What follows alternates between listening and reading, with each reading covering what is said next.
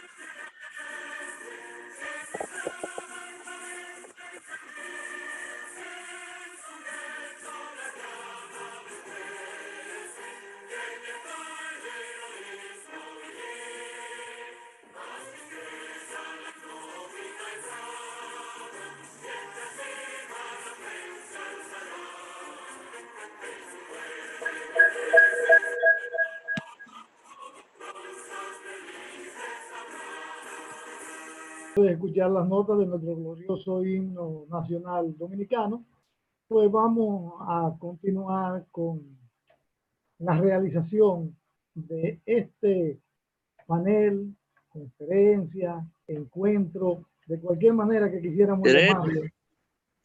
¿Sí? Que esta actividad que ha sido programada como un escenario crucial para los grupos de liderazgo comunitario de nuestro país puedan expresar su parecer esta noche.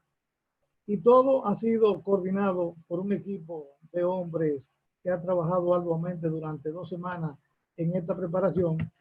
Grupo que está compuesto como comité gestor por el doctor Aulio Collado Anico, por el licenciado Marino Minaya, por el ingeniero Pedro de la Cruz, por el licenciado José Alberto Cruz y por quien les habla, Luis Cristóbal Román. Esperamos que esta noche cada uno de los temas que sean desarrollados aquí realmente impacten en el auditorio que tenemos presente para que el porvenir de nuestras comunidades sea más prometedor y más cohesionado en el bien común. Los dejo con el doctor Aulio Collado, quien continuará esta parte introductoria. Buenas noches, amigas y amigos comunitarios todos. Continuamos hoy viviendo 6 meses después una etapa epidémica jamás pensada, haciendo una mirada a los resultados que han exhibido las nuevas autoridades de salud en República Dominicana.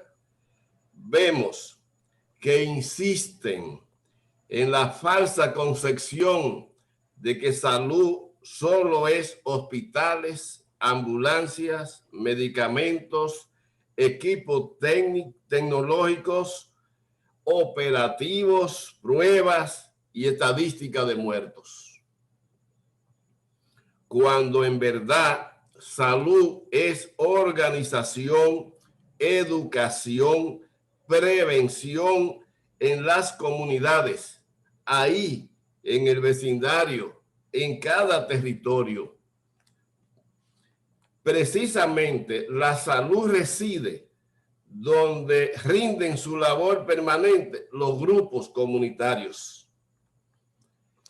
Nosotros debemos insistir hasta el cansancio que la salud y las enfermedades se sufren y se gozan en las comunidades. Por ello, este panel, permítanme, como médico que soy, compararlo con el inicio de una gestación. Hoy, aquí, ahora, está gestándose en el seno de la sociedad dominicana el más grande de los proyectos sociales trascendentales jamás visto en nuestra historia dominicana. El tejido social que tienen los líderes y las juntas de vecinos y otros líderes comunitarios es la que está aquí gestando soluciones reales, radicales, permanentes, útiles al combate del COVID-19 y a cualquier otro virus que en el porvenir intente invadirnos. Los comunitarios integrados, unidos, participando como ciudadanos de pleno derecho y con recursos para hacerlo, constituyen, reitero, la plataforma preventiva más efectiva que ciencia alguna pueda analizar. Nuestra lucha desde el proyecto de salud y de psicoeducación nacional pretende que los comunitarios unidos participen del Consejo Provincial de Salud en todo el país, más otros comunitarios participen en los consejos municipales de salud en todo el país y los distritos municipales, así como en los consejos comunitarios territoriales de salud, pero no como voluntarios, no como activistas sociales, jamás sin ser bien pagado e instruido en una labor social y de salud donde cada uno de sus miembros en cada comunidad se siente en la capacidad de hacerlo. Junto los médicos, las enfermeras, los cooperativistas, los deportistas, los transportistas y los comunitarios en el territorio, reitero, en el proyecto de salud y psicoeducación no se concibe labor sin salario justo y reivindicaciones sociales. A los panelistas de esta noche les deseo el mayor de los éxitos y a los hermanos comunitarios un fuerte abrazo desde esta condición que nos obligan las circunstancias. Gracias a todos ustedes, pero nunca olviden, jamás, que en este país, y lo demuestra nuestra historia y las circunstancias, lo viejo todavía no ha muerto y lo nuevo no ha podido nacer porque apenas lo estamos gestando esta noche. Muchas gracias.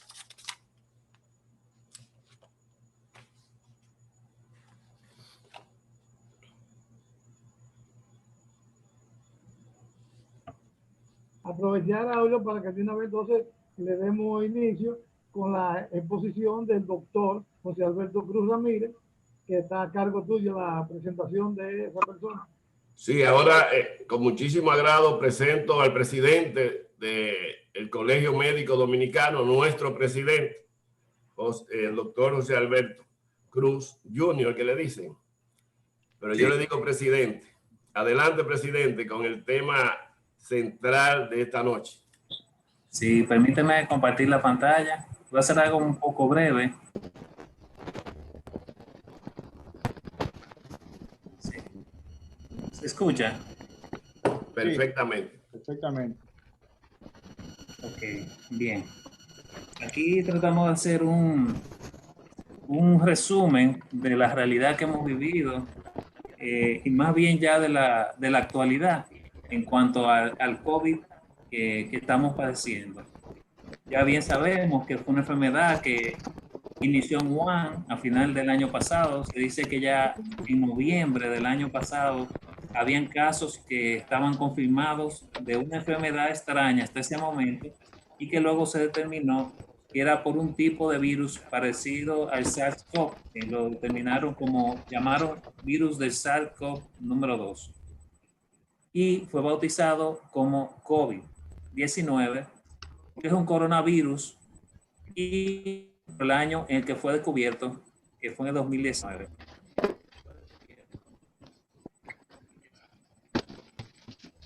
Ok, las estadísticas son cambiantes. A nivel mundial, ahora mismo tenemos unos 29 millones de casos aproximadamente, de los cuales hay unos 20 millones de casos que han sido reportados como curados y cerca de 1 millón de fallecidos a nivel mundial de COVID.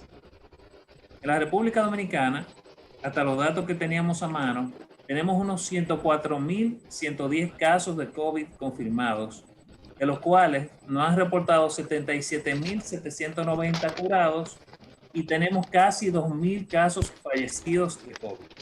Es decir, es una enfermedad que ha tenido una mortalidad bastante alta, a pesar de los sesgos que presenta el reporte de esa patología y de esas defunciones. ¿Por qué hablamos de sesgos? Nosotros tenemos una cantidad de casos que ya luego en un futuro, cuando eso se analice, se determinará que no todos los pacientes que fallecen de COVID mueren de COVID. ¿Por qué le digo que no? Porque hay una serie de pacientes que tienen otras comorbilidades que, aunque no hubieran tenido COVID, potencialmente se iban a complicar e iban a morir en un periodo de tiempo corto. Y como tienen diagnóstico de COVID, nosotros lo etiquetamos como paciente COVID positivo y en la causa de defunción lo incluimos dentro de los grupos de pacientes que tienen COVID. El boletín 179 que salió antes de ayer reportaba 450 casos nuevos y hemos visto que ya las defunciones por COVID han ido disminuyendo. Esto es posiblemente debe deberse a una serie de factores que probablemente mencionaremos más adelante. El ministro reportó que tienen una positividad de 26.53.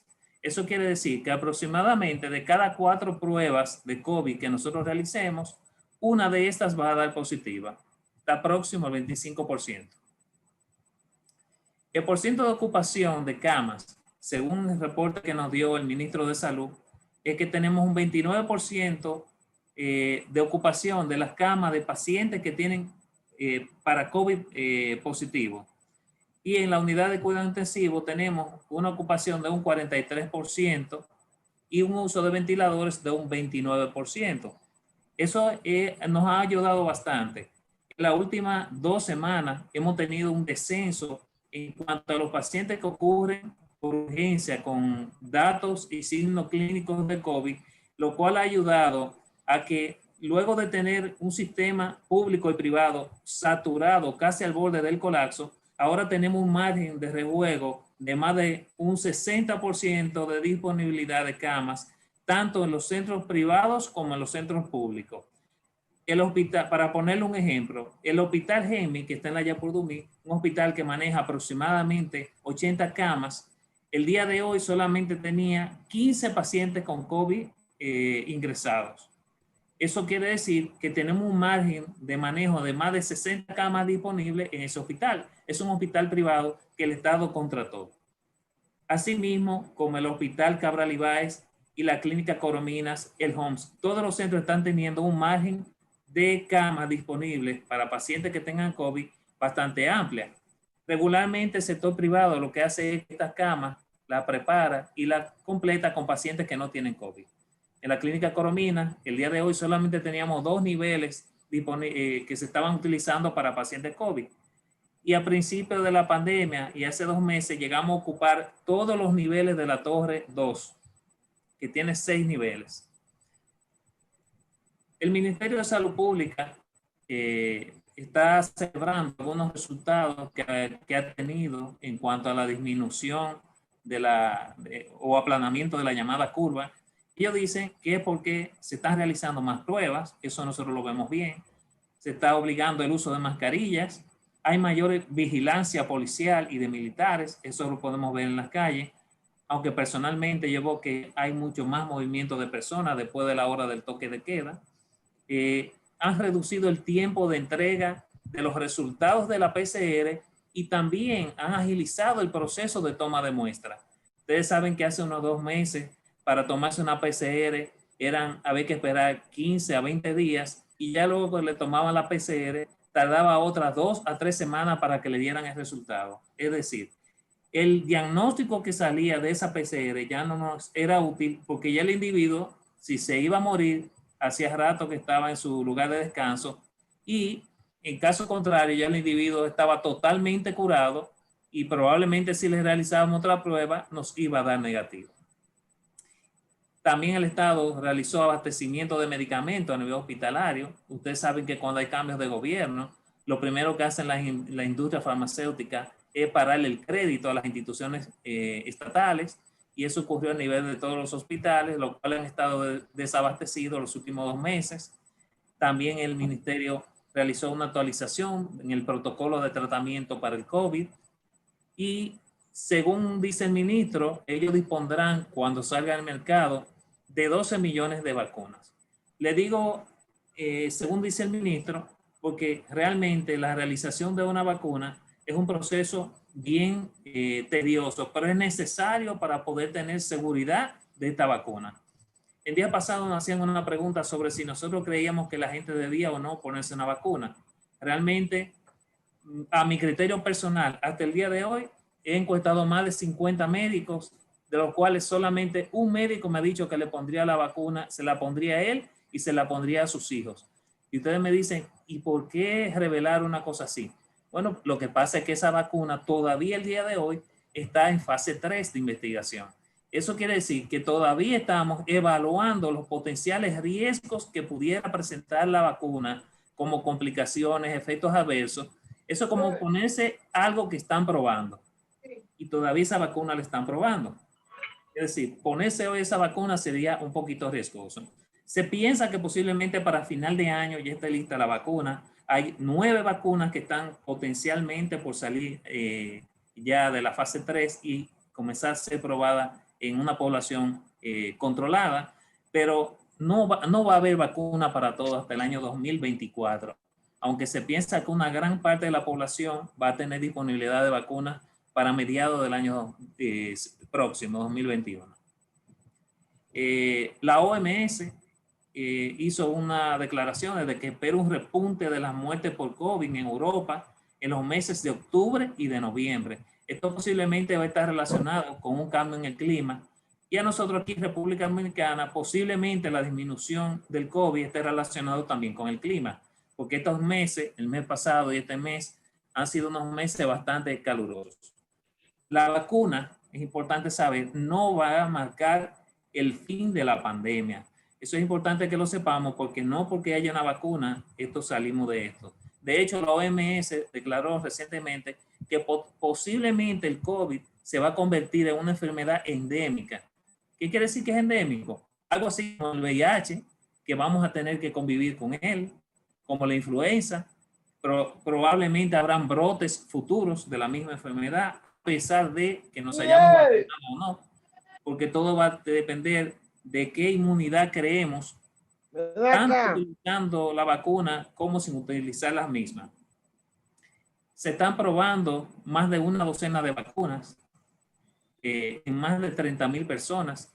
Acuérdense que les dije que estamos en fase 3 y se está pensando hacer vacunaciones masivas para mediados del año 2021.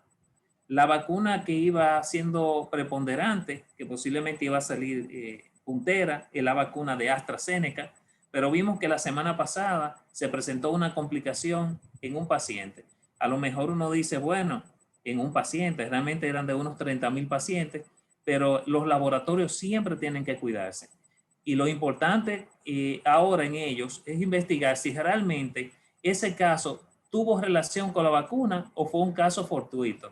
Por eso, el laboratorio AstraZeneca reinició esta semana de nuevo sus labores de investigación para valorar esa parte y en caso de que eso realmente no tenga ninguna relación, pues pudiera ser que para finales o principios del año próximo ya se estén utilizando la vacuna de AstraZeneca.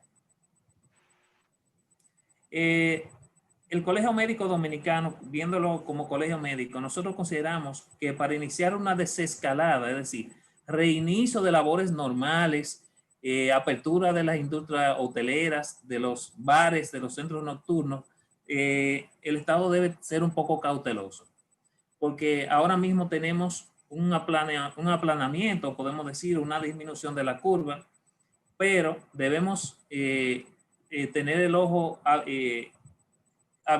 abierto y observar todo lo que va ocurriendo. Nosotros creemos que todavía debemos continuar con el toque de queda. Hay que evaluar a futuro los posibles efectos adversos de la vacuna que se vaya a adquirir. Hay vacunas que se están haciendo en Inglaterra, hay vacunas que se están realizando en China, hay una vacuna rusa que ya Vladimir Putin dijo hace más de 15 días que estaba lista y que realmente hay que cogerla con pincita porque esa vacuna la OMS la está evaluando porque no han dado datos de pruebas ni de la fase que lleva ni en qué fase va, y realmente el tú comenzar a poner una vacuna como esa vacuna, que es una de las vacunas más delicadas que hay, la vacuna para ese tipo de virus, sin las debidas medidas de control, realmente sería algo muy riesgoso para cualquier país. Algo importante es que el Estado debe integrar las unidades de atención primaria, las llamadas UNAP, que estas deben ser la base del control de la enfermedad COVID. ¿Por qué? Porque los médicos de las comunidades son los médicos que están de mano a mano con la comunidad, con la junta de vecinos, con los líderes informales, y esto a su vez son los que le van a dar la información al médico de la comunidad de que en esa comunidad hay un individuo que está enfermo, que no fue a trabajar, que hizo fiebre, a alguien que llegó nuevo a vivir a la comunidad, que está tosiendo. Realmente siempre en las comunidades existen esos líderes informales que son los que llevan la vida de todo el mundo, saben todo el que llegó, saben todo el que está enfermo, y realmente hacen aunque no lo parezca, hacen una gran labor a nivel comunitario. Hay una serie de factores que pudieran generar una disminución del contagio y la virulencia. Esos son factores que ya luego habría que evaluarlo, pero nosotros consideramos que el clima juega un papel importante, de un clima cálido, la inmunidad de rebaño, que eso está en estudio todavía en cuanto a este virus, de que porque yo tengo COVID, posiblemente las personas que estén y se relacionen conmigo puedan crear cierto tipo de inmunidad a largo, corto o mediano plazo. Un dato importante es que aproximadamente 80% de la población va a padecer COVID. Y esto realmente, si no es que están asintomáticos, van a tener pocos síntomas, pero sí pueden transmitir la enfermedad. Hay un factor que yo he estado siempre pendiente, pero que no he visto que le han dado importancia, es el factor de la raza. Ese factor no ha sido discutido ni ha sido tomado en cuenta. Hemos visto que los países de África realmente donde es más preponderante la raza negra, y hemos visto también en occidentales, realmente la enfermedad es muy poco frecuente. Bueno, tenemos un ejemplo ahí mismo del otro lado de la frontera. Tenemos Haití, que aunque a lo mejor pensemos que es porque no se están haciendo pruebas diagnósticas, pero los muertos no se pueden ocultar. Haití tiene una cantidad de muertos y de pacientes positivos de COVID muchísimo más baja que nosotros. Entonces, ese es un tema que habría que evaluarlo más adelante, sabiendo que los dominicanos, como siempre dicen, tenemos el negro detrás de la oreja. Entonces, esos son factores que pudieran ayudarnos a que la enfermedad sea un poco más leve en nosotros o que se presente en menor frecuencia. Hablando del sistema hospitalario de la República Dominicana, el sistema hospitalario de la República Dominicana no colapsó con el COVID. El COVID solamente le quitó la ropa. Desde que el Estado decidió remodelar, destruir, para luego comenzar a construir 57 hospitales de manera simultánea. Hay que darle gracias al Señor que el COVID llegó en marzo a República Dominicana y no llegó hace 2 o 3 años, porque iban a encontrar un sistema hospitalario totalmente desmantelado. Y a pesar de eso, nos agarró una pandemia sin tener áreas de aislamientos adecuadas. Todas las áreas a nivel hospitalario que se han estado utilizando fueron áreas improvisadas. De hecho, el Estado habilitó 11 hospitales en la ciudad de Santiago, que yo le aseguro, de los 11 hospitales, solamente 3 hospitales de los 11 tienen ventiladores. Y entre todos los ventiladores no llegan a 12 ventiladores. Entre los 3 hospitales que tienen ventiladores. Entonces, ¿cómo usted va a habilitar un hospital para COVID si usted no tiene disponible una unidad de cuidado intensivo y usted no tiene un ventilador? Que son cosas básicas. También agarró a los hospitales, estos hospitales desabastecidos totalmente, hospitales sin métodos diagnósticos. Solamente el Cabral Ibáez tenía un tomógrafo disponible que muchas veces fallaba. El tomógrafo del Hospital de Niños duró un tiempo infuncional porque el UPS no funcionaba. Eso es hablándole de Santiago. En cuanto a la cantidad de ventiladores, el Estrella Ureña, que está un hospital que nosotros reclamamos que no debía ser un hospital COVID, porque ese hospital comparte la mitad de la estructura con una maternidad. Y es inconcebible que usted tenga un hospital COVID pegado de una maternidad donde todo el personal de la parte de la Estrella Ureña es un hospital común que va a la Estrella Ureña y a la maternidad. Díganse camilleros, enfermeras, mucha gente del laboratorio, todas las áreas son comunes, sabiendo que uno de los principales factores de riesgo ahora mismo para muerte materna es el COVID. Entonces eso es algo que nosotros lo criticamos y reclamamos al ministro que estaba de que ese hospital no podía ser un hospital COVID porque ponían en riesgo la vida de los pacientes. Un dato importante también específicamente de ese hospital es que ese hospital era el que estaba sirviendo de válvula de escape para los pacientes que no tenían COVID y que iban a buscar un servicio. Si usted tiene paciente hipertenso, que lo hay, diabéticos, pacientes del tipo que fuera, endocrinológico, oftalmológico, vasculares, del tipo que fuera, iba a la Estrella Ureña a buscar servicio porque ese hospital no era un hospital COVID, pero el Cabral iba a decir. Ahora mismo tenemos una cantidad de pacientes que no saben dónde ir, porque donde quiera que usted le dice a un paciente que hay una unidad COVID, el paciente no quiere ir a buscar servicio a esa institución. Hay que felicitar el trabajo de los centros privados. Los centros privados, todas las clínicas privadas, asumieron más del 70 al 80% de los pacientes COVID que habían en el mercado. Gracias a Dios que las clínicas pudieron hacer ese trabajo porque el sistema hospitalario no podía soportar la cantidad de pacientes que estaban llegando. La prueba PCR, como bien le dijimos, duraban una eternidad para realizarla y otra para el reporte. Otra cosa que llegó fueron unas pruebas IgM e IgG de mala calidad. Eran unas pruebas no confiables. De hecho, algunas llegaron de la India, otras fueron chinas. Y cuando usted le hacía prueba y la comparaba con pacientes que estaban positivos por PCR, esas pruebas siempre le daban negativo. A mí me correspondió hacerle 100 pruebas, les realizamos a unos médicos de residentes de pediatría, los cuales habían estado en contacto con una paciente positiva y para poder reintegrarlo al trabajo tuvimos que hacerle pruebas a los 100 médicos y enfermeras y todas las pruebas dieron negativas. Entonces buscamos pacientes con PCR positiva, le tomamos la prueba y también dieron negativa. Entonces eso es algo que hay que tener muy importante. Hay una cantidad de pruebas o en ese momento había unas pruebas que eran las llamadas pruebas rápidas, se hacían en sangre, la IgG, la IgM, que esas pruebas no estaban validadas. Por ende, la calidad de esas pruebas que se estaban realizando eran muy malas las pruebas, los resultados no servían, no eran medibles. También se recibieron hospitales endeudados grandemente. Mi opinión de cómo combatir el COVID.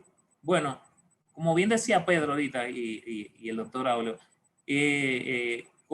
coincidimos en ese tema. Lo primero que hay que hacer con un país es educarlo. Por eso puse 3 veces ahí, educación, educación y educación. Eso es lo primero. Después que usted educa un país, usted lo puede soltar y dejarlo que hagan lo que ellos consideren si está educado. ¿Okay?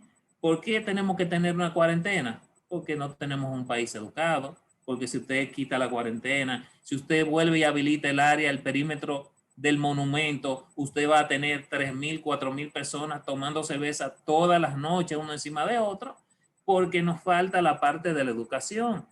La educación es que ellos sepan cómo cuidarse, que ellos sepan por qué no pueden estar aglomerados, por qué no se pueden enfermar todos juntos, porque no hay capacidad en el sistema hospitalario ni en la clínica privada para recibirlos.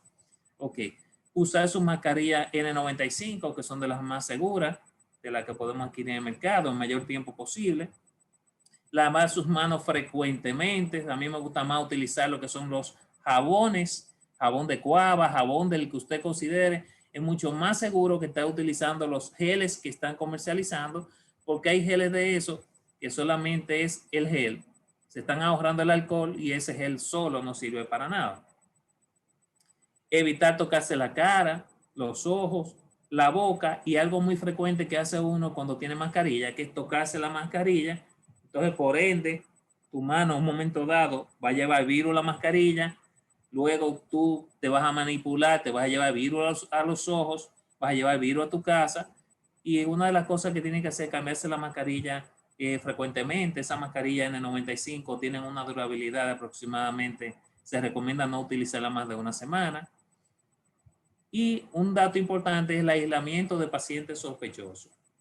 El Estado debería crear líneas telefónicas de asistencia médica, y con esas líneas, pues realmente tienen más accesibilidad a la población, y por ahí pueden orientar a los que sean sintomáticos de enfermedades que pudiera ser COVID o pudiera ser alguna otra virosis que no necesariamente amerite la visita a un centro hospitalario, y con esto vamos a disminuir la concurrencia de pacientes en las emergencias.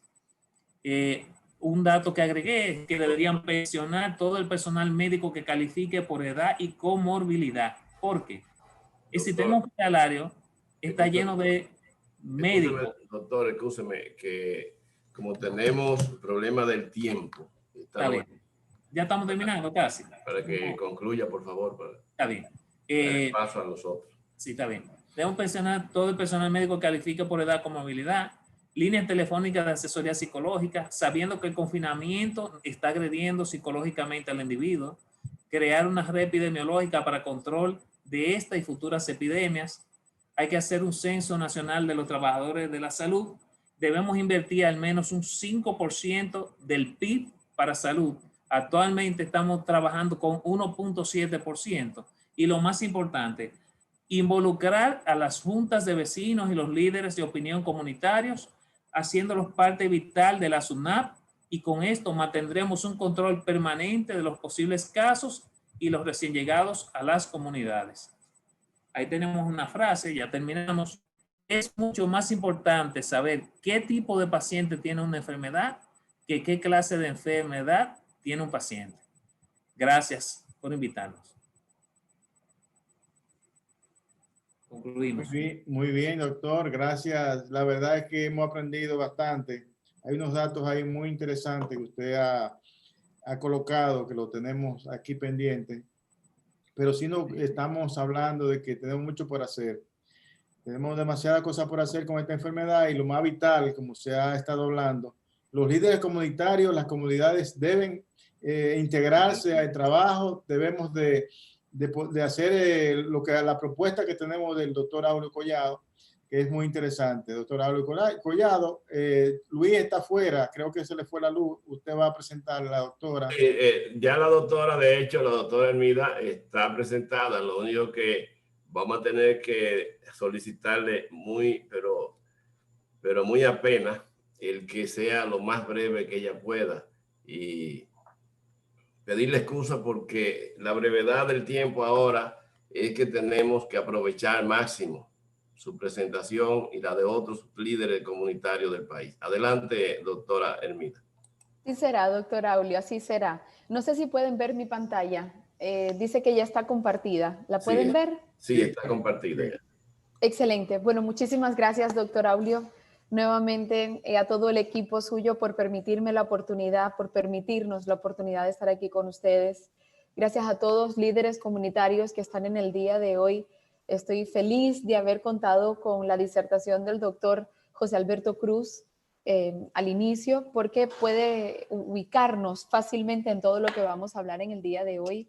Insistiremos en la educación, insistiremos exactamente en eso que usted habló, doctor Aurelio, acerca de la salud, que es mucho más que solamente una hospitalización y datos epidemiológicos. Es higiene, es lavado de manos y sobre todo es distanciamiento, ¿no? Entonces, aprovechando un poco esta comunicación que ha hecho el doctor José Alberto, quisiera ponerles un poco en circunstancia y en situación, porque es importante entender, los coronavirus no son nuevos. Es una familia de viruses, es una extensa familia de virus que pueden causar diferentes tipos de enfermedades, tanto en animales como en humanos. Solamente que ahora la tenemos aquí presente. Ya estuvimos con el SARS, como bien dijo el doctor, el SARS-CoV, y ya estuvimos con el MERS-CoV en el 2012 en el Medio Oriente. Entonces, simplemente es que ahora nos ha tocado el SARS-CoV-2 por su similitud, como bien dijo el doctor, y ha causado esta epidemia, pandemia a nivel mundial. Pero sí quiero que quede algo claro, y es que en escenario epidemiológico de pandemia, todo lo que parezca COVID es definitivamente COVID. Y esto es fundamental para que lo tengamos en cuenta, porque a partir de allí viene toda la diferencia, ¿no? Siempre, obviamente, debemos que considerar todas las comorbilidades y hasta que no se demuestre lo contrario, como bien dijo el doctor José Alberto. Pero quiero que vean algo y que tengan algo en cuenta porque me parece fundamental. En agosto 4, nosotros tuvimos la consideración de mirar cómo estaban las cifras. Y esto lo llevamos haciendo desde el julio 18, que fue nuestra primera intervención en este tipo de mesas, ¿no? De trabajo. Teníamos 13 millones, casi 14 millones de personas infectadas en julio 18. A septiembre 16, solamente 2 meses después, estamos ya en 29 millones, casi 30 millones de personas infectadas. Estamos hablando que hemos duplicado, incluso un poco más, nuestra cifra a nivel mundial. Y esto significa que tenemos que tener en cuenta las condiciones y las escaseces de recursos, porque esa disponibilidad de recursos va a permitir el diagnóstico adecuado además, ¿no? Era lo que decía el doctor José Alberto. Entonces, es extremadamente importante entender y mirar precisamente esto que está pasando en el mundo. ¿Qué está pasando en República Dominicana? Que es la siguiente parte de esta información. Nos encontramos ya en la meseta, estamos realmente en ese aplanamiento. Estoy totalmente de acuerdo con el doctor. El doctor José Alberto fue muy claro. Quizás sí, quizás no. Debemos estar preparados y debemos estar protegidos. Aquí ustedes pueden ver del julio 18, 50,000 a septiembre 16, 104,000 casos. Entonces, efectivamente se cumple esto que está pasando a nivel mundial y es que se está doblando la cifra. Entonces, el virus infectados respecto al número de pruebas de diagnóstico COVID-19 realizadas por el Ministerio de Salud en el país, como bien dijo el doctor, se está estableciendo aproximadamente en el 26%, en la tasa del 26%. Hace 2 semanas atrás era del 30%. El umbral que la Organización Mundial de la Salud considera y fija como unos criterios para poder valorar que la pandemia está controlada es del 5%. En esta página ustedes pueden apreciar el boletín 180 que emitió la Dirección General de Epidemiología de República Dominicana. Se comenta que la positividad el día de hoy es del 20% diaria, pero obviamente la positividad en las últimas 4 semanas ha sido del 26%. No se puede bajar la guardia, no se puede bajar la guardia. Entonces, en el iceberg este de la pandemia de COVID-19, podemos decir que estamos entre un 10 y un 20% de pacientes diagnosticados actualmente. Y esto es así porque incluso se ha demostrado en diferentes estudios, incluido uno que sacó y publicó el de Lancet, que sería de la seroprevalencia en un cantón específico en Suiza, donde por cada un sintomático detectado hay 11 asintomáticos. Lo que quiere decir es que pueden estar personas con una patología, simplemente un dolor de cabeza esporádico o simplemente no tener nada y ser un asintomático completo y puede estar transmitiendo el virus. Entonces hay que identificar. Entonces realmente en República Dominicana estamos en los 100,000 casos o estamos en el 1,000,000 de personas infectadas. Necesitamos entender esto y para esto se necesitan también métodos diagnósticos y pruebas. Por cuestiones metodológicas orientativas, es importante que dividamos las pruebas actuales en 2 categorías. Una de ellas son las de tipo confirmativo de esta infección, es decir, estas pruebas diagnósticas, y otras son las de tipo presuntivo, es decir, las pruebas de anticuerpo, que son más sólidas a medida de que sean mucho más específicas y de que permitan que entren en el país las pruebas con los requerimientos de calidad específicos. Las pruebas de anticuerpos son particularmente importantes para poder detectar esas infecciones previas. Estas personas que tuvieron pocos síntomas o directamente no tuvieron síntomas y que pudieron haber tenido un levantamiento de anticuerpos. Esto sería una respuesta inmune del propio individuo contra este virus, que es el SARS-CoV-2. Entonces, esto nos va a informar si ha habido también un contacto previo, esto nos va a informar si podemos hacer una estructuración epidemiológica adecuada precisamente para poder hacer la detección. Como les dije, tenemos pruebas diagnósticas, pruebas presuntivas y vamos a hablar un poquito más de ellas. Las pruebas diagnósticas son aquellas que identifican la carga viral o algunas estructuras presentes en ese virus. Estamos hablando de los PCRs, estamos hablando de las pruebas de antígeno y además tenemos las pruebas presuntivas que serían las pruebas de anticuerpo. Entonces, aquí les muestro una tabla para que ustedes puedan ver exactamente cuáles son las diferencias entre unas y otras. Las pruebas moleculares van desde una semana hasta 45 días y esto va a depender del país. Gracias a Dios, como bien ha estado informando el doctor, se ha estado rebajando el tiempo. Lo ideal serían 6 horas desde que te toman la PCR, incluso 1 hora. Hay metodología que se puede utilizar. Si no tienes el PCR, puedes utilizar las pruebas de antígeno. Estas pruebas serían de 30 minutos, pero de nuevo, se necesitan pruebas de calidad. Y luego finalmente tendríamos estas pruebas de anticuerpos, que es precisamente por lo que estamos mi persona personalmente aquí hablando con ustedes, porque si bien es importante contar con la prueba, contar con el recurso, es extremadamente importante contar con la calidad. No cualquier prueba vale, no cualquier prueba es adecuada. Hay que entender cuáles son estos conceptos básicos de estas pruebas del coronavirus para que ustedes puedan tomar las decisiones adecuadas, porque esas decisiones van a permitir salir de esta pandemia y ustedes como líderes comunitarios tienen el poder de impacto, el poder real de impactar a la gente. No todo el mundo entiende palabras técnicas, palabras epidemiológicas. La gente necesita educarse, necesita entender qué es lo que estamos hablando. Entonces, las pruebas de anticuerpos permiten hacer un diagnóstico de esta infección activa por el coronavirus al momento en que la prueba pueda mostrar que obviamente usted ha desarrollado una inmunidad determinada que pasa a determinados días desde el contagio, que ahora también se los explicaré. Nuestra prueba rápida en particular, y esto lo muestro porque quiero educar y quiero que ustedes tengan este tipo de información como aval. Esto no es una charla comercial y quiero por favor que quede sentado. Quiero daros herramientas porque ustedes van a probablemente necesitar pruebas. Y para esas pruebas ustedes tienen que tener un mínimo de información para poder elegir la mejor prueba que puedan tener. Entonces, quiero pasar a la siguiente imagen, si me lo permiten, para que ustedes puedan ver lo que es un esquema de muestreo recomendado. Y es que las pruebas de anticuerpos son particularmente importantes para detectar estas infecciones previas, pero lo más importante de nuestra prueba es que permite detectar el tipo de exposición y determinar el estado de inmunidad de las personas a la infección del virus. Por ejemplo, es un está al final, está en el medio, en qué punto está usted a nivel de su contagio, y esto se puede entender con las pruebas de anticuerpos. Este test permite que ustedes puedan tener personas con infección activa, y aquí viene un poco la reestructuración del uso de recursos. Usted necesita pruebas que hagan diagnóstico directo de virus, de presencia de carga viral. Para eso está el PCR y el antígeno. Pero además usted necesita hacer un uso adecuado de ese recurso. Si bien es cierto, esa seropositividad, esa conversión necesita de estar en ese 5%, también es cierto que tenemos que tener en cuenta que cada vez hay mucha más demanda de las pruebas de diagnóstico. Entonces, ¿cuál es nuestra propuesta? Nuestra propuesta es hacer el barrido, el tamizaje con pruebas de diagnóstico adecuadas, las que ustedes consideren, pero las adecuadas para hacer una detección y entender qué persona ha podido desarrollar la IgG, la IgM, especialmente la IgM que está en la fase principal.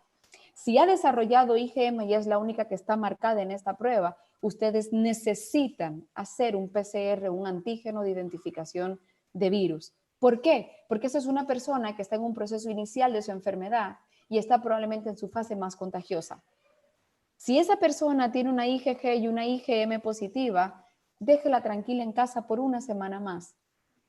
una semana más o máximo 2 semanas es más que suficiente. No necesitaría volver a hacerle más pruebas. Ese virus no debería de seguir activo.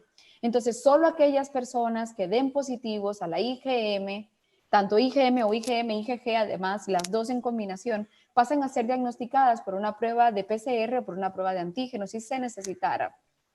No hay que gastar doble, hay que saber dónde gastar, literalmente hablando, ¿no? Entonces, quiero que ustedes vean este esquema de muestreo, está aquí puesto en la presentación para que ustedes también tengan esto como un uso dentro de su información. De decisiones basadas en este tipo de algoritmo de testeo y en este tipo de condiciones para poder hacer estrategia real, estrategia basada en realidad. No tienen por qué tener esas IgG positivas, se le tiene que dar un control epidemiológico, pero es más preocupante precisamente la persona que nunca ha desarrollado una IgM o una IgG. ¿Por qué? Porque está completamente en disponibilidad de ser contagiada y a esta persona hay que cuidarlo. Si usted como líder comunitario se le acerca a una empresa de la... Yo quisiera saber con qué personal puedo contar de primeras. Mi recomendación es el IgG. Se ha demonizado el COVID. Se ha hablado de la COVID-19 como una enfermedad, se ha hablado como un virus, se ha hablado como un proceso altamente destructivo, pero sin embargo también hay que considerar que hemos tenido personas con una asintomatología, que no han tenido síntomas o que han tenido sintomatología leve. En ese punto en el que estamos, esas personas son cruciales para el levantamiento del país, para el levantamiento y el restablecimiento económico del país. Y en ese tipo de procesos es donde tenemos que movernos. Y para esto hay que educar. Si usted tiene un síntoma, por muy pequeño que sea, y este es un mensaje importante a esa comunidad, usted tiene que acudir a hacerse una prueba. ¿Por qué? Porque usted puede ser esa barrera natural que se necesita. Es el contrario de lo que se ha hablado hasta ahora. No es que usted tiene el síntoma, ay, no voy porque tengo miedo porque me pueden encerrar. Es todo lo contrario. Si usted tiene un síntoma, o 2 o 3, y usted puede ser esa barrera natural, es una maravilla contar con esa información, porque usted va a detener ese contagio vírico. Entonces, es este tipo y este formato de información en el que creo que es extremadamente importante que ustedes puedan tener herramientas para poder hacer este tipo de toma de decisiones y de estrategia. Aquí están viendo en qué punto de días se pueden estar viendo las cargas virales, cuándo desaparecen, cuándo estarían activas, cuándo son contagiables las personas y obviamente cuándo está desarrollando los anticuerpos. El PCR es muy efectivo hasta el día 10, aproximadamente desde el primer contagio y obviamente desde la aparición de síntomas. Ese PCR pasa entonces a ser poco válido o no tan específico o no tan sensible. Dígame, doctor. Me excusa que estamos administrando el tiempo. Ah, perfecto. ¿Termino en 1 minuto? Ok. ¿O quiere? ¿Sí? Ok. Sí, ok. Entonces, bueno, les dejo aquí esta imagen para que ustedes las puedan tener. Es un poco más de información. Esta es la parte donde quería llegar y es cuando ustedes les traigan una prueba, la que sea, de anticuerpos, por favor, detecten solamente o utilicen esa prueba que tenga una sensibilidad por encima del 96%. La sensibilidad es precisamente esa probabilidad de clasificar correctamente a un individuo enfermo. Hay que evitar los falsos negativos. La especificidad, por favor, que sea de más del 99.5%, porque esta especificidad es precisamente la que nos va a permitir entender qué persona no está infectada y poder evitar, pues obviamente, todos estos falsos negativos que pueden salir. Intenten además encontrar una cosa que se llama el fragmento de la RBD Spike, que sean pruebas que solamente detecten ese fragmento. Y las hay muchas. Además, tengan en cuenta que dentro del inserto deberían de estar al mínimo 500 muestras para poder hacer la toma de decisión. Hay insertos circulando en el país con menos de 30 muestras. Con 30 muestras no se puede tener un número real de sensibilidad ni de especificidad, ni siquiera con menos de 100. El mínimo debería de ser 100. Lo recomendable es más de 500. Estas pruebas que se pueden usar indistintamente tanto en sangre entera como en suero, como en plasma, que no sea solamente limitado a suero, porque eso significa que la especificidad es baja y que la sensibilidad también lo es.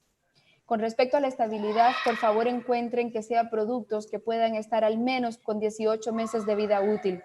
Casi todos los asiáticos provenientes de China tienen menos de 12 meses de vida útil. Eso significa que su estabilidad en la zona climática en la que está República Dominicana es complicada. Por otra parte, que tengan los registros sanitarios en la Unión Europea, que tengan también registros sanitarios en Europa, porque esto a ustedes les va a dar garantía de que esa prueba ha tenido o ha pasado un filtro técnico regulatorio. Creo, doctor, que con esto puedo terminar. Vendría a decir simplemente los protocolos de mitigación con las pruebas serológicas y sus resultados. Siento que es asma. ¿Quién es la persona que podría vacunar? Como bien dijo el doctor, estamos en condiciones señales todavía. Pero bueno, ahí tienen la invitación para que ustedes la puedan utilizar. Y finalmente, la parte más importante para mí es que el control debe iniciar en el punto de origen. Los líderes comunitarios tienen la capacidad de apoyar en esa identificación a las personas con sospecha de contagio para evitar esta diseminación y obviamente estos brotes en los sitios de alto riesgo. Ustedes tienen el poder. Muchísimas gracias. Gracias a usted, doctora. Y damos paso de inmediato al ingeniero Pedro de la Cruz para continuar esta interesantísima exponencia. Sí, vamos ahora a continuar con los líderes comunitarios que tenemos invitados para las exposiciones, algunos temas. Primeramente vamos a presentar a Juan Peralta. Juan Peralta, ¿está por ahí? Juan Peralta, ¿está por ahí? Juan Peralta, bueno, aquí hay situaciones con la electricidad, los apagones. No sé si ha tenido inconveniente, lo estoy buscando y no ha contestado. Bueno, Juan Peralta era el primer invitado que iba a exponer un tema, pero vamos a llamar a Hermes Batista. Hermes Batista, ¿está por ahí? Sí. Exactamente, ahí tenemos a Hermes Batista, que es de profesión abogado, es un gran líder comunitario de hace bastante tiempo.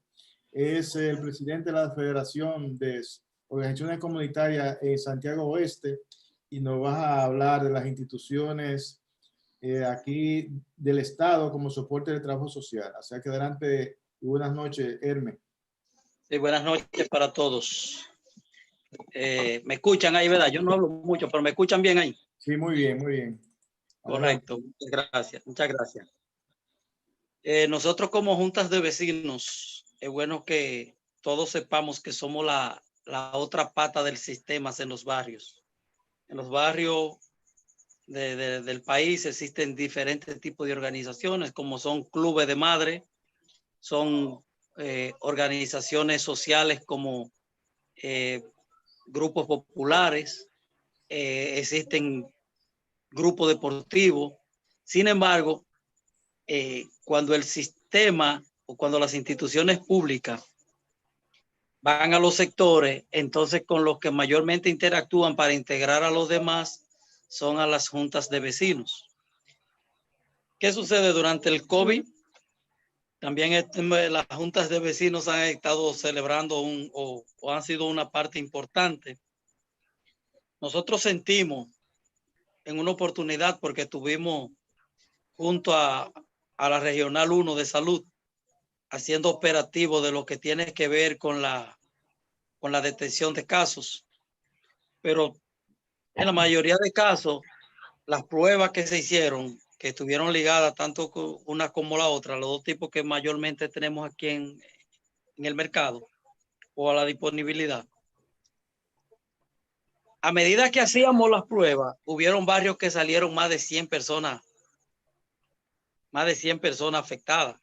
Sin embargo, nosotros solicitamos medidas que se tomaran con esa gente y ni un solo caso fue llevado al hospital. Lo que salían, lo que le decían es, mire, váyase al hospital. O sea que soy de lo que entiendo que eso es parte de un colapso sistémico. El colapso no quiere decir que nunca baje la tensión. La tensión puede subir inclusive y nosotros no darnos cuenta porque si no hay prueba, usted no sabe si estamos en aumento porque no están las pruebas. Y una de las cosas es que la gente, a medida que pasó el tiempo, pues se enferma y se queda en las casas por aislamiento propio, por algunos miedos que tiene al propio sistema, al propio tratamiento. Y alguien decía, no tengo los datos, la información es correcta, pero alguien decía en un determinado momento que aquí ha muerto en 2000 es poco, porque hay muchos que no pasan, como decía el doctor, hay muchos que no pasan por la prueba del COVID, pero se dicen que fue COVID en la calle. Bueno, amén. El fin es que como organización social nosotros hemos tenido también que estar junto a los médicos, las enfermeras y junto a otros equipos de trabajo social, incluyendo nosotros mismos como autónomos haciendo trabajo social propio, como son las fumigaciones, por mencionar algo, y la distribución de literatura educativa sobre la prevención. Entonces, automáticamente las juntas de vecinos, en su mayoría, por decirlo así, en su mayoría, y decía al principio que somos la otra pata del sistema, bueno, pues hemos estado mano a mano, y no solamente con el COVID, nosotros tenemos que estar en el medio con el Zika, con la chikungunya, hemos estado en la zona de batalla con cualquier enfermedad endémica, y como decía el doctor, que esta va a pasar a ser una enfermedad temporal también. Bueno, pues también estamos preparados para temporalmente hacer esto. Y nosotros aquí en la zona, Santiago Este, nosotros comenzamos a tiempo a hacer decalcharización, fumigación, educación junto al Ministerio de Salud. Y con todo y eso, porque es que hay una disciplina que la gente no sabe guardar. O sea, hay una disciplina de indisciplina. O sea, esa indisciplina, ese comportamiento ciudadano de aglomeración, otros que somos de los que compartimos, que el toque de queda, primero, su horario no debe ser modificado. Lo contrario, somos de los que creemos que el Estado, y no sé por qué, y no sabemos, no tenemos explicación por qué no lo hace, porque el COVID no se combate con pruebas. El COVID se combate solamente, por la prueba solamente te van a decir, tienes COVID, y entonces ¿qué vamos a hacer con ese? Las pruebas siguen saliendo positivas. Tenemos 2009 muertos. Tenemos más de 600 casos nuevos, porque ahora se están haciendo pruebas nuevas. O sea, aunque se esté diciendo que esté bajando la línea,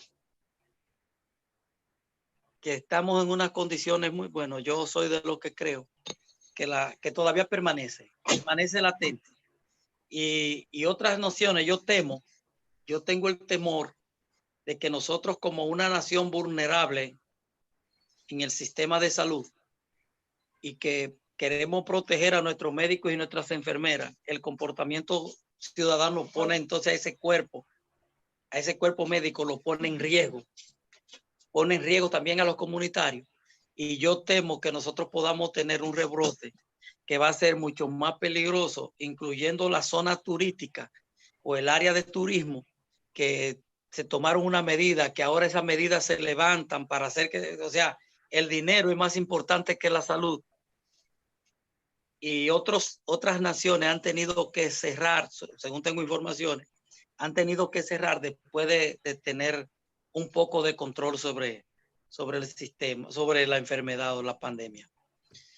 Bueno, el fin es que cuando las vacunas, sea una o sea la otra, eso podrá controlar hasta cierta medida. No, yo estoy de acuerdo que eso no va a eliminar. La vacuna no elimina, solamente crea inmunidad, pero no necesaria va a eliminar la propagación, la puede controlar.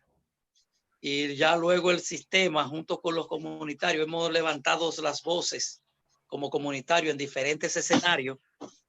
Y hoy nos toca entonces jugar el rol de que, aparte de que jugamos,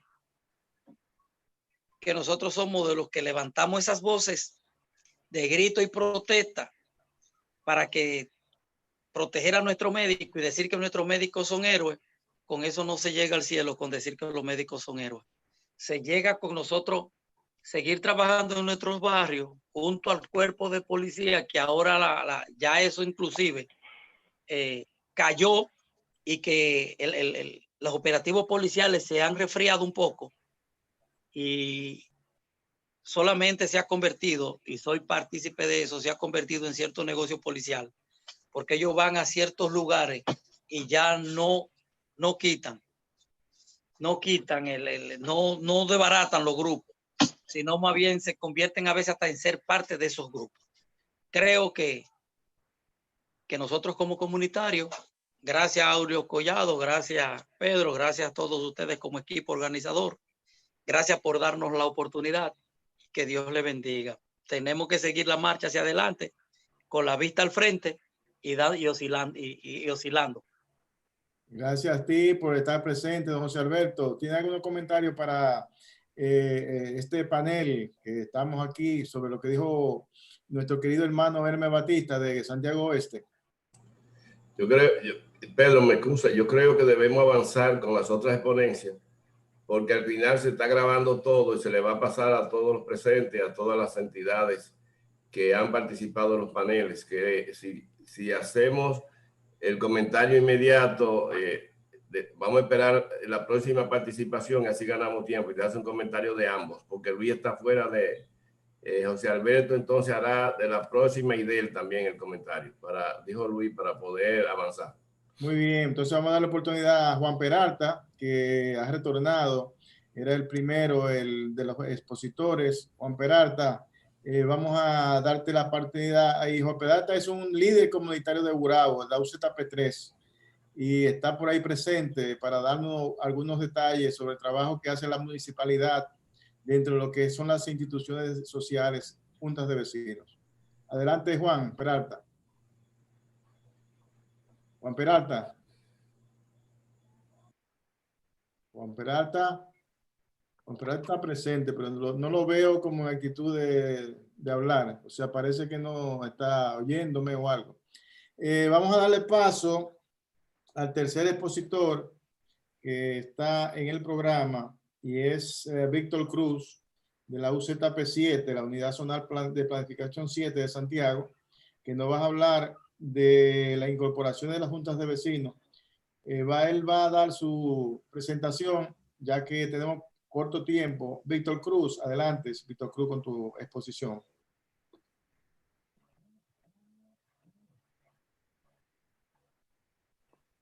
Víctor. Bueno, aquí la luz ha boicoteado realmente la actividad. Víctor, ¿está presente? Bueno, Alexis Rodríguez, ¿está presente?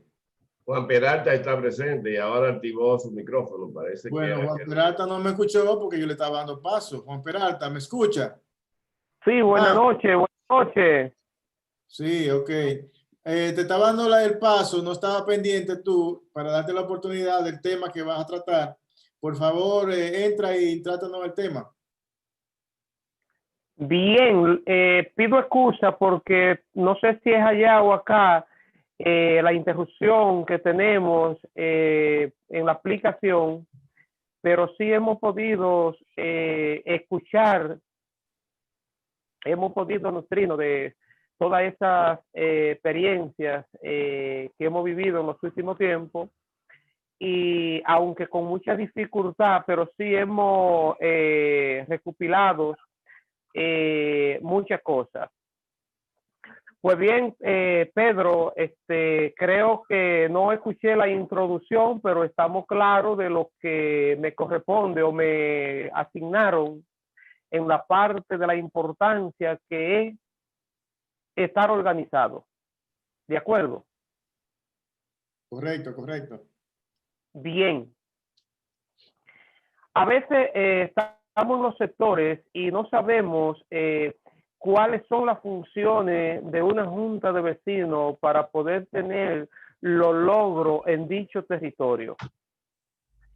Y son cosas que ocurren cuando usted vive en un conglomerado de personas y no se involucra de participar con la finalidad de lograr un solo objetivo. ¿Y cuál es el colectivo? No sé si me están escuchando. Sí, sí, te estaba escuchando, Juan. Bien. Y todos estos beneficios que podrían lograrse a través de estar organizados. Una junta de vecinos pretende ser la voz entre los vecinos de un territorio determinado, y esto permite que día tras día pues se tengan levantamiento de todas las ocurrencias que puedan haber, de manera que somos supervisores, somos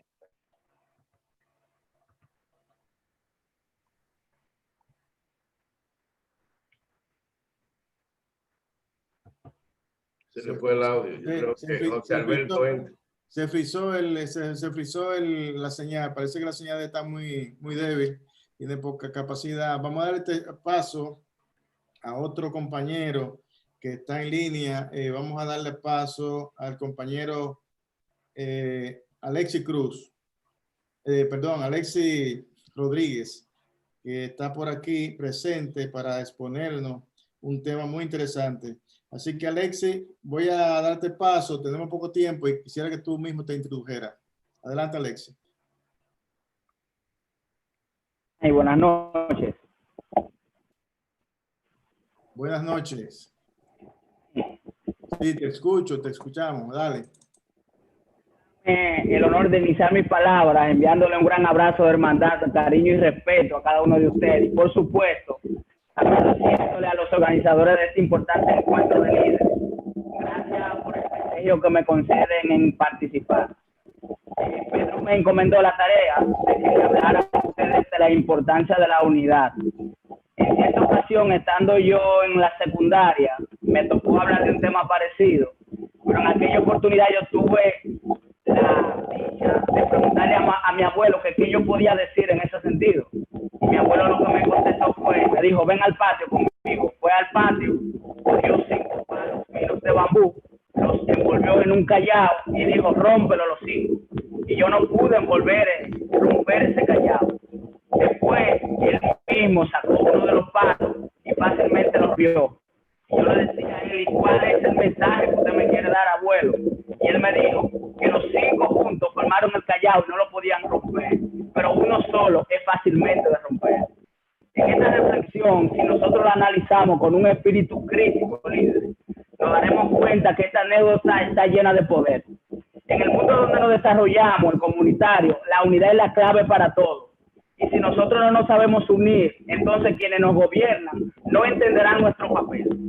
Cuando se habla de una junta de vecinos o de una organización similar, su sinónimo debería ser, óigase bien, poder desinteresado al servicio de la comunidad. Un poder fuerte, inquebrantable, respetado, admirado y cuidado. Ese es el poder que debe tener cada líder comunitario, para que cuando llegue a una oficina de servicio, ya sea esta pública o privada, le abran las puertas, pero no porque en esa institución tenga un amigo que se le ayudó a abrir, sino porque la organización que representa se basta por sí sola para que se la atienda con honor, atención y delicadeza. Aquí no se trata de que las organizaciones mendiguen un derecho de atención, se trata de reclamarlo, porque como yo he dicho en tantos escenarios, nosotros somos uno de los principales poderes del Estado, porque nosotros somos los que sabemos dónde están las problemáticas de nuestras comunidades. Y más que ellos, tenemos la idea de las posibles soluciones. Pero eso lo sabemos nosotros. Ahora hay que mostrarle ese poder que tenemos a quienes nos gobiernan.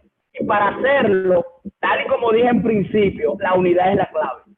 Y líderes, permítanme que en un mundo tan volátil como este, en el que incluso da trabajo reunir nuestros propios vecinos en el sector, la unidad nuestra a nivel nacional, reclamando los espacios que nos corresponden, es la que va a asegurar nuestra permanencia. Es unirnos o morir. Porque si nosotros no mandamos un mensaje claro, que desde las altas esferas nos están apoyando, la gente, el pueblo llano en la comunidad, lo único que va a decir es que nosotros no estamos ejerciendo nuestro papel. Es por esa razón que desde la Unión Nacional de Juntas de Vecinos estamos trabajando una gran cruzada para unir a todas las organizaciones comunitarias del país. para ser como ese Callao que decía mi abuelo, un Callao fuerte, robusto, que esté construido por diferentes varas, pero que cada una de las varas tenga su independencia y tenga una propia voz. Hoy, amigos comunitarios, cuando se habla de una organización comunitaria, muchos de los funcionarios la consideran grupo de segunda categoría. Ustedes ven a diario al presidente de la República reunirse con todos los sectores, desde los grandes empresarios, sindicatos, médicos, maestros, periodistas, hasta los llamados influencers de las redes sociales. Lo ven consultando el llamado liderazgo nacional, pero al presidente se le olvida que en este país los principales líderes somos nosotros. Y yo no lo estoy diciendo por jactancia, lo digo con mucha humildad. Nosotros somos los principales líderes, porque las políticas públicas que se hacen desde el Palacio y desde los escritorios de los ministros van dirigidas a la gente que nosotros representamos. Y ha quedado más que demostrado, y aquí en el COVID, con el COVID-19 se ha puesto más en evidencia, que cuando esas políticas públicas se ejecutan con nosotros de por medio, son exitosas. Pero si las ejecutan sin nosotros, simplemente ninguna política pública impacta. Hermanos, nadie como nosotros conoce el valor de cada líder comunitario. Nadie como nosotros sabemos cómo están nuestras comunidades. Nadie como nosotros sabemos que en cada barrio, en vez de premios y reconocimiento, muchos de nuestros líderes lo que reciben es de consideración. Por eso es que si queremos mandar un mensaje fuerte a cada presidente, a cada presidenta, a cada miembro de cada organización comunitaria que trabaja de sol a sol y sin recibir nada a cambio, debemos empezar nosotros desde las federaciones del país, haciendo un poderoso llamado a la atención para que de una vez y por todas se nos trate como tal, como los embajadores de buena voluntad, cuyo único interés es servir a nuestra nación en una misma voz nacional.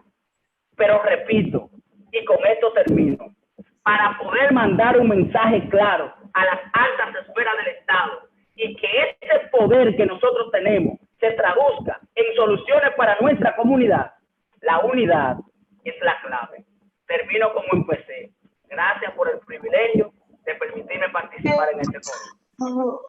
Muchísimas gracias, Alexis. Palabras contundentes, palabras verdaderas, 100%. Nosotros nos sentimos con las consideraciones que nos tienen los gobiernos bastante mal.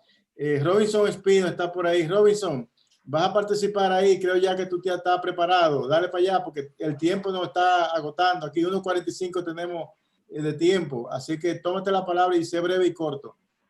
Saludos, muy buenas noches para todos. Querido Pedro, muchas gracias por la invitación. Y con usted saludo a los demás. Desde Las Terrenas, desde la Unión de Juntas de Vecinos, le damos un caluroso abrazo a cada uno de ustedes. O refrescante, porque está haciendo mucho calor. Bien, el tema que nos ha tocado tratar en esta noche tiene que ver la relación de las juntas de vecinos con las autoridades del Ministerio Público y la Policía Nacional. ¿Me escuchan? Sí, sí, adelante. Te escuchamos perfectamente bien. Perfecto. Bien. Dale. Entonces, la policía básicamente es una de las instituciones más odiadas por las comunidades, porque hay un filósofo que dice que el trabajo peor del mundo es la policía, porque si trabajan es malo y si no trabajan también. Entonces, nosotros aquí en Las Terrenas, experiencia vivida, en el año 2008, cuando se inició la Unión de Juntas de Vecinos aquí, se inició por una situación que había y era mucha delincuencia, atracos a turistas. Ustedes saben que Las Terrenas es una comunidad turística y casi todos los días habían 2 y 3 atracos aquí en Las Terrenas. Entonces, esos delincuentes se escondían en nuestros barrios y no eran de aquí. Entonces, de ahí comenzamos a surgir lo que fue las juntas de vecinos y comenzamos con 5 juntas de vecinos. Su servidor, y quiero empezar de ahí para ganar tiempo, fue presidente de la Unión de Juntas de Vecinos, o es presidente de la Junta de Vecinos desde el 2012. 4 años después de fundada me eligieron como presidente. Teníamos 5 juntas de vecinos organizadas. Y teníamos un coronel aquí en Las Terrenas, que incluso él es hermano del inspector nacional de la policía, el coronel Sarita. Y con él empezamos a trabajar en los barrios, porque nos dimos cuenta que era una debilidad que teníamos en las juntas de vecinos, que no había esa sinergia con la policía. Comenzamos a trabajar y barrio por barrio, charla a los comunitarios sobre seguridad, sobre el rol de la comunidad con temas de seguridad, valga la redundancia, y también ese acercamiento con la policía. Así comenzamos. Pedro y lo demás. En un año logramos llevar de 5 juntas de vecinos a 17, porque la gente vieron la importancia que había y sobre todo los resultados positivos que teníamos en esa relación, en ese matrimonio policía y juntas de vecinos. La junta de vecinos, y es bueno para los comunitarios que están aquí en el grupo, no solamente está para reclamar a la policía, no solamente está para decirle que hablarle de problemas. Nosotros fuimos al destacamento y nos dimos cuenta de que el destacamento llovía adentro y escampaba afuera, porque había muchas filtraciones en el techo. Nos dimos cuenta que no tenían abanicos el salón de dormitorio de los alistados. No había un abanico en la recesión o ahí en la entrada de la policía donde reciben las denuncias. Nos dimos cuenta que las persianas ninguna servían.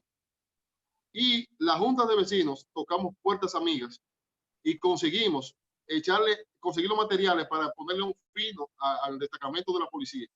Logramos curar todo el pañete que se había dañado. Logramos 4 abanicos, se lo pusimos. Instalamos 8 persianas que necesitaban. Y así nos fuimos dando la mano uno y otro. Nosotros ayudábamos a ellos y ellos nos ayudaban en los barrios. A tal punto que nuestra organización aquí en la terrena hoy día tiene 25 juntas de vecinos organizadas que se reúnen regularmente. Y esa junta de vecinos fue gracias a la ayuda que la policía nos dio a nosotros, los coroneles que venían. Porque cuando el coronel Sarita se fue, nos dejó en 17. Pero llegaron otros y seguimos la misma temática de trabajo. Charlas en las escuelas, en los clubes de madre, juntas de vecinos, con los motoconchos, con los deportistas, y quienes éramos los anfitriones o quienes promocionábamos esas reuniones, éramos nosotros de la junta de vecinos. Para terminar el tema de la policía, durante la pandemia, los primeros 2 meses de la pandemia, nuestra organización le facilitó la cena a 50 policías durante esos 2 meses. ¿Cómo la conseguíamos? Tocando puertas amigas. Íbamos a los supermercados, a amigos nuestros, y logramos que esos policías tuvieran garantizada por lo menos eso su cena. En los barrios de aquí, gracias a Dios, es muy raro que se escuche una música alta por ahí, porque inmediatamente hicimos un grupo que se llama Unión y Policía. Presidente de Junta de Vecinos, copien aquí. Hicimos un grupo que se llama Unión y Policía. ¿Quiénes están en ese grupo? Todos los presidentes de Junta de Vecinos. Están las autoridades, dígase coronel, dígase mayor de investigaciones, dígase el mayor de la ME, dígase el coronel de la Policía de Turismo, y también están ahí la gente de preventiva, investigaciones, el DICAN, DGC y turismo. Cuando pasa cualquier problema en un barrio de los de nosotros, inmediatamente el presidente tira un mensaje por ese grupo y todos en las autoridades, dígase policiales, acuden al llamado, o sea, de una vez responden. Mandan la patrulla, se resuelve la situación, y cuando se resuelve, entonces decimos, gracias comandante, ya la bulla la calmaron aquí en mi barrio. Pero igualmente ese grupo sirve para que si Pedro, el ingeniero Pedro de la Cruz, llega a un barrio aquí, por ejemplo, el más popular de la terrena, se llama Comepan. Usted llega al barrio y anda caminando el barrio y nadie lo conoce por ahí. Inmediatamente o le tiran una foto y la mandan por el grupo, o anuncian que un agente extraño está en ese barrio. Inmediatamente la policía se traslada allá, lo apresa, y si usted es un ingeniero, bueno, pues felicidades, gracias, que sea quiere hacer una obra en Comepan. Pero si es un delincuente, ahí mismo lo dejamos apresado. Eso es con la policía. Con relación al Ministerio Público, en el 2012, cuando iniciamos, nos dimos cuenta que también había una debilidad grande con lo que eran las relaciones de Junta de Vecinos y Ministerio Público. Bueno, convocamos a la magistrada que estaba aquí en Las Terrenas, se llamaba Liz Durán en ese tiempo, y le propusimos que nosotros queríamos trabajar de la mano de ella como procuradora fiscal de Las Terrenas para controlar la delincuencia adjunto a la policía en nuestros barrios. Pedro, hicimos ese matrimonio de 3: fiscalía, policía y comunidad. Y ya estoy terminando. Resultados. Nosotros apresamos delincuentes en los barrios que venían de Santo Domingo, desde Cotuí y esa zona de San Francisco y de otros pueblos.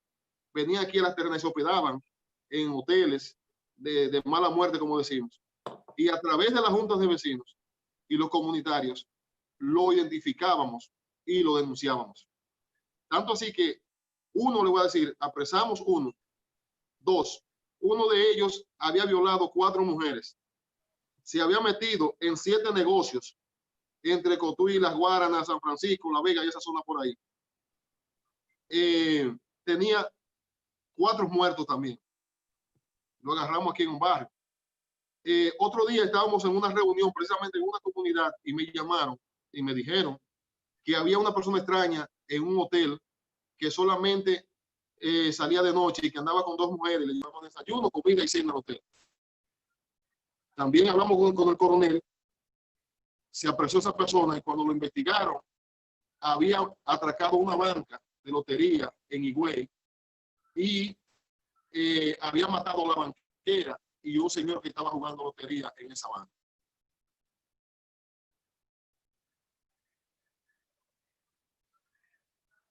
Se frizó.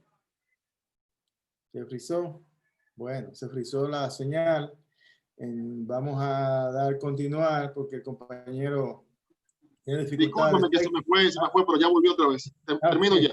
Sí. Termino ya. ¿Cómo lo apresamos? Comunidad en conjunto con la policía. Ahora entra el Ministerio Público en lo que es la fase de la acusación. Nosotros en la comunidad, cuando hay una violación a una niña, un golpe a una mujer, maltratos, lo que sea, tenemos como norma, aquí no damos cartas a personas que le den golpe a mujeres, violencia de género, a violaciones de niños, personas que violan a un niño no le damos carta a la Junta de Vecinos, personas que lo llevaron preso por robo tampoco le hacemos carta. Entonces, eso me ha ayudado a mantener un diálogo y una comunicación efectiva y relaciones muy estrechas con el Ministerio Público. Cuando llega una carta de una junta de vecinos a la Fiscalía de Samaná, que es la jurisdicción que le corresponde a Las Terrenas, si la carta está dudosa, inmediatamente la procuradora me llama y me dice: Robinson, llegó una carta aquí de una junta de vecinos que yo creo que están equivocados porque ustedes no son ese tipo de personas y quien está preso es un delincuente. Entonces inmediatamente mandamos esa carta, mandan una copia o por el teléfono, por WhatsApp, y la revisamos. Nosotros hemos sacado presidentes de junta de vecinos de nuestro grupo por hacer cartas a delincuentes. Y cada vez que hacemos una elección, que somos nosotros que la hacemos en un barrio, lo primero que le decimos al nuevo presidente de una junta de vecinos, le decimos las condiciones por las cuales nosotros le quitamos la afiliación a una junta de vecinos o a un presidente de nuestra organización. Termino. Comunitarios. Cuando una junta de vecinos trabaja en conjunto con la policía, no todos son malos. Es como la familia, donde quiera hay gente buena, gente mala. Cuando se trabaja de la mano con ellos, con la cabeza, los resultados tienen que verse. ¿Qué nosotros hacemos? Cuando hay un coronel que es bueno, aquí lo apoyamos. Pero cuando llega uno que lo que viene a maltratar a la población, nosotros hablamos directamente con la policía y nos sacamos de la policía. Entonces, todo el que viene quiere estar frío con la Junta de Vecinos, quiere trabajar de la mano con nosotros y casi siempre somos los primeros que nos reunimos cuando llega un nuevo comandante a Las Terrenas. Le explicamos las reglas, cómo trabajamos y si viene dispuesto a trabajar por la comunidad, pues nosotros estamos 100% de acuerdo a trabajar con él. y ayudarlo en todo lo que sea necesario. Cuando no, hacemos que se vaya y se lo decimos inmediatamente ahí. Con el Ministerio Público, nos han dado un apoyo increíble en cada uno de los sectores de las terrenas. Cada vez que invitamos a la magistrada a una reunión, la misma procuradora se traslada con nosotros a los barrios, llevamos charlas, llevamos encuentros comunitarios, le damos orientación a la comunidad sobre el rol que debemos jugar nosotros como comunitarios y las autoridades, el rol que deben jugar con lo que es cumplir con su rol como ente para que se haga justicia.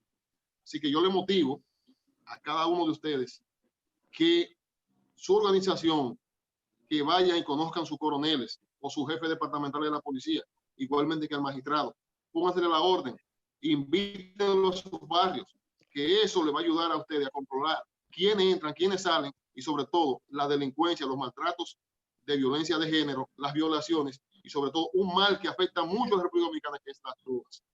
Así que de mi parte, muchas gracias. Perdóneme que me extendí mucho, pero eso hay que decirlo porque creo que es necesario.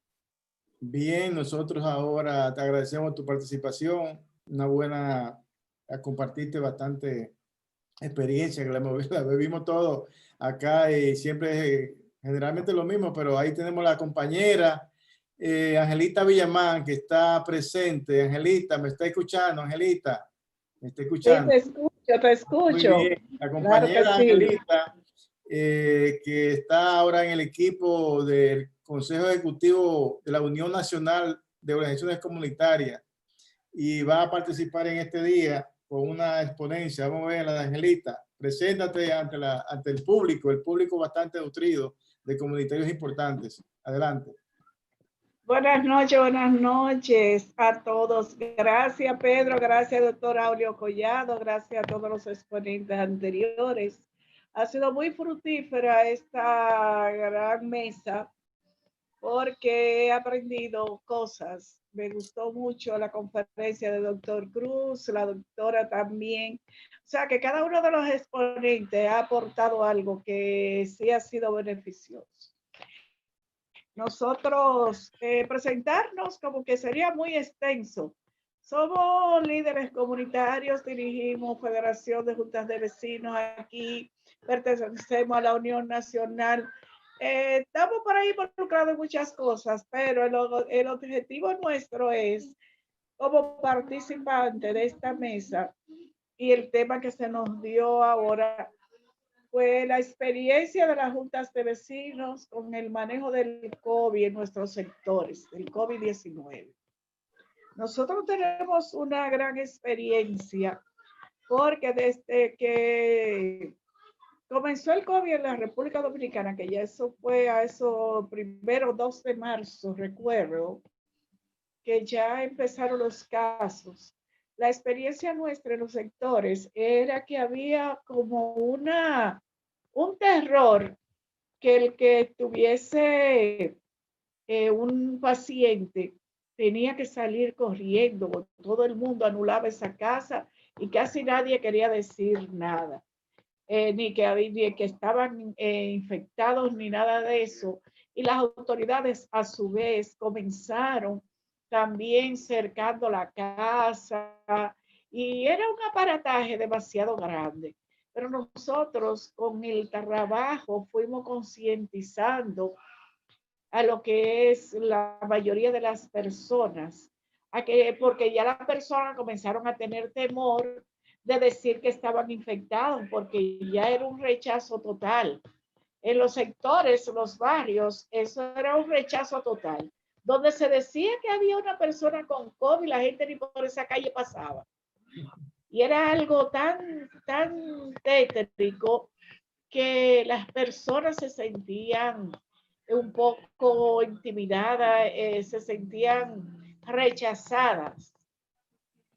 Pero las juntas de vecinos comenzamos a trabajar, comenzamos a ir viendo, teníamos los casos de personas que se habían contagiado y que llamábamos, porque llegó el momento en que llamábamos a las unidades para que fuesen a ver una persona que ya estaba encamada con unos 4 o 5 días de fiebre y no aparecían.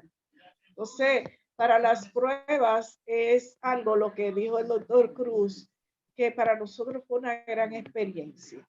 Y creo que el trabajo comunitario que se está haciendo en la actualidad, y que creo que lo debemos sustentar y mantener. ¿Por qué? Porque un trabajo que se hace en un barrio en común con la UNAP es un trabajo que va a tener sus frutos. Aquí tenemos la zona sur, la particularidad de que tenemos lo que es la trabajadora de salud. Tenemos un acuerdo tripartito cuando se fundó el Hospital Juan 23, que fue una coalición entre Pucamaima, el CESPA de entonces, que es el Ministerio de Salud Pública hoy, y el CODESA, que es el Consejo de Salud. Entonces, con ese consejo se logró integrar unas 117 trabajadoras sociales, que le llamamos trabajadoras comunitarias de salud, y esas promotoras hacían un trabajo sumamente, hola Joselito, sumamente específico, donde iban casa por casa a verificar quiénes estaban y quiénes necesitaban auxilio de salud, y se detectaba automáticamente. En la actualidad, esas trabajadoras sociales que están ahí en la UNAI, que están disponibles, están prácticamente sentadas. El doctor Cruz habló de eso, y las juntas de vecinos han hecho un trabajo más o menos encomiable con relación a lo que es la prevención del COVID, más que nada, porque el COVID hemos ido tratando a las personas, capacitando más o menos las personas que ya donde hay una casa con alguien infectado, tenemos la oportunidad de aislarlo, de decirle lo que deben hacer los demás. Hemos hecho un trabajo que prácticamente ha dado resultados. Nosotros nos sentimos bien en eso.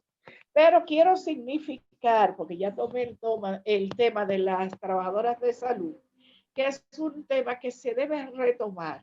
¿Por qué? Porque esas señoras que trabajan ahí en salud pública de manera honorífica, porque lo que se le daba era una tontería, un incentivo, y fueron paralizadas, porque aquí todo lo que se llama un trabajo que da un fruto siempre vive bombardeado, y se paralizó ese trabajo, y esas trabajadoras sociales que están ahí, esas trabajadoras de salud, están prácticamente haciendo, porque no han dejado de hacer. Están trabajando, están haciendo lo que tienen que hacer, pero de manera muy limitada. Una sugerencia que nosotros hacemos como líderes comunitarios de la zona es que se activen. Es un llamado a salud pública. Ya nos reunimos con el doctor Lora Perelló, quien es el director provincial de salud. Le hicimos saber a doña Griselis Martínez y yo, porque fuimos en una comisión a tratar el asunto del acuerdo del Juan 23, y le hicimos saber al doctor Lora Perelló que se debe de activar las trabajadoras de salud, que las promotoras de salud, como se le llama, hacían un trabajo que le viabilizaba mucho lo que fuese la prevención a los médicos de la zona. Cuando una trabajadora social de esa entraba a una casa, llevaba prácticamente todo el control de esos trabajos, de la salud de cada persona, de cada casa, cuántas personas viven ahí, cuántas personas tienen condiciones de salud, cuántas personas necesitan un seguimiento.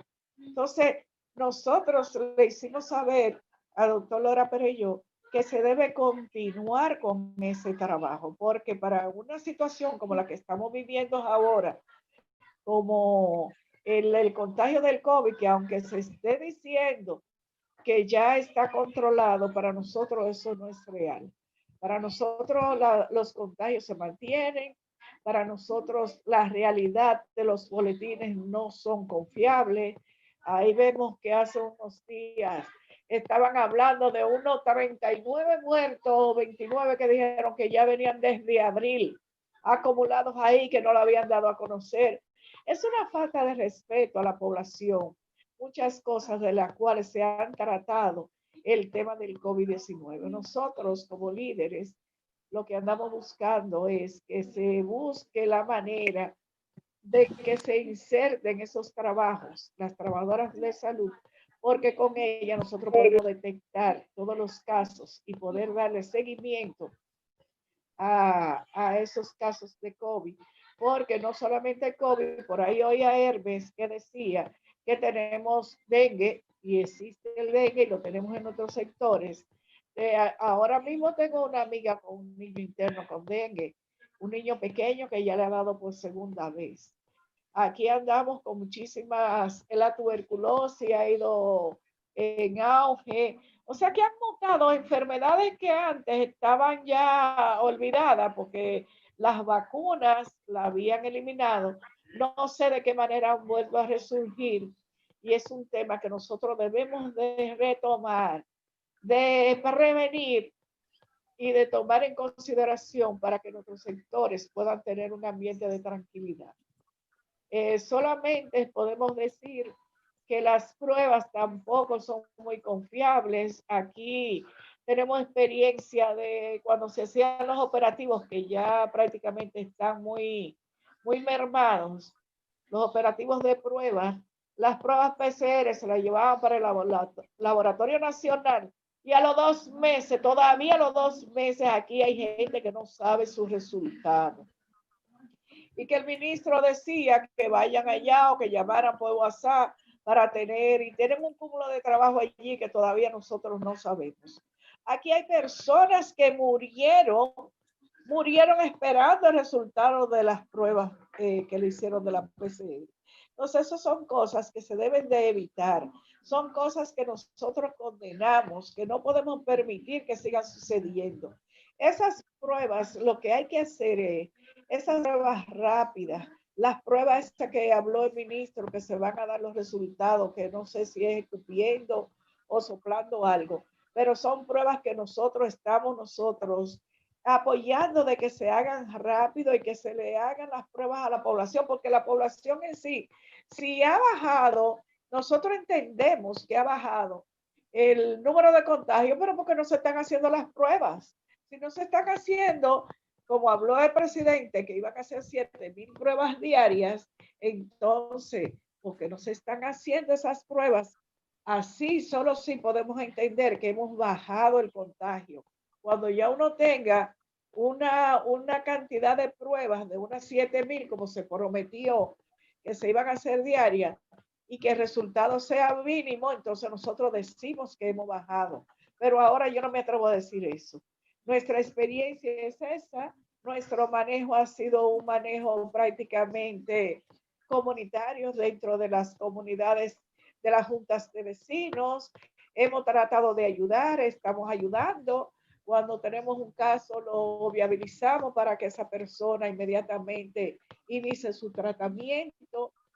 Buscamos con las autoridades esa viabilidad de hacerle su prueba y de si hay que hospitalizarlo, si hay que buscarle los medicamentos y darle seguimiento a los tratamientos, porque tenemos muchos casos que han salido positivos y hay personas que hasta han abandonado los tratamientos.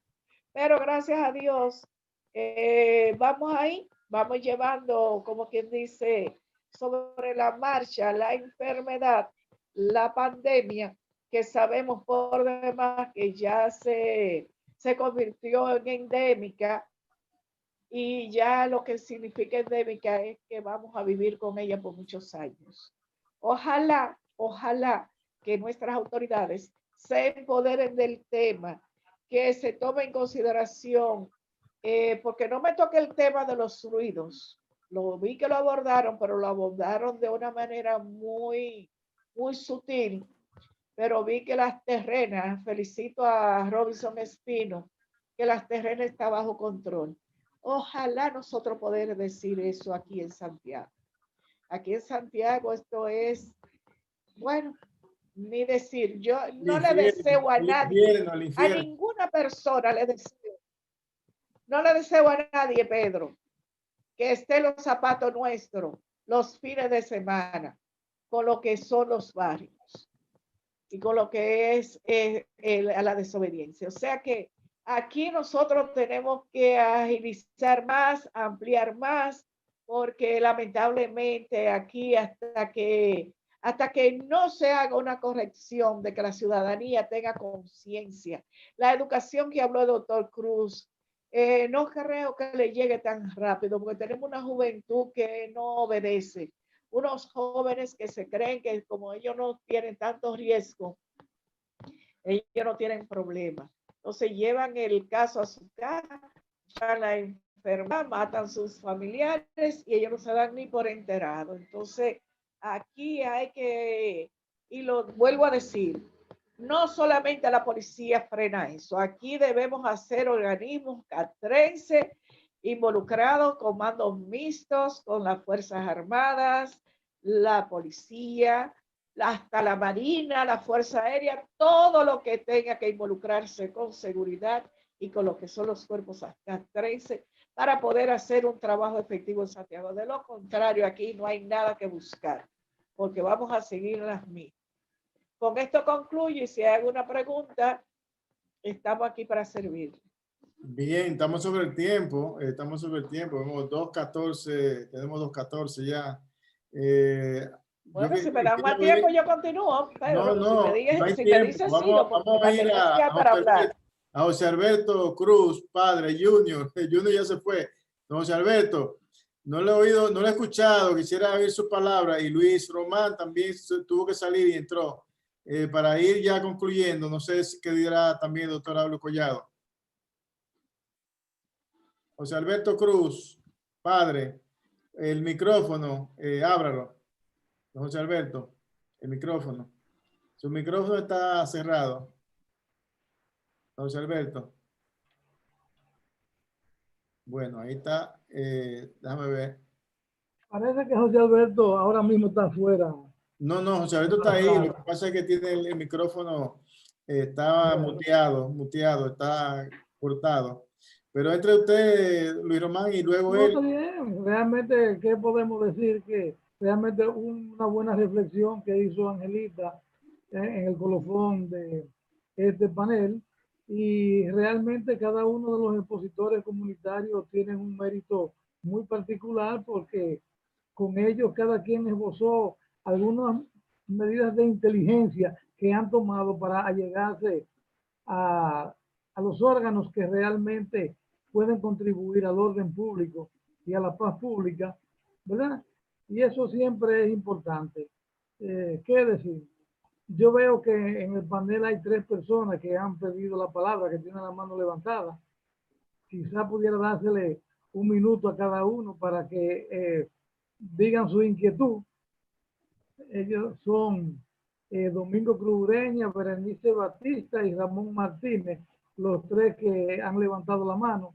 Y quizá antes de concluir pudiéramos oír en un minuto cada uno qué quieren decirnos. Comencemos por el primero, Domingo Cruz Ureña. Buenas noches, ¿me escuchan? Buenas noches, ¿me escuchan? Sí, se te escucha.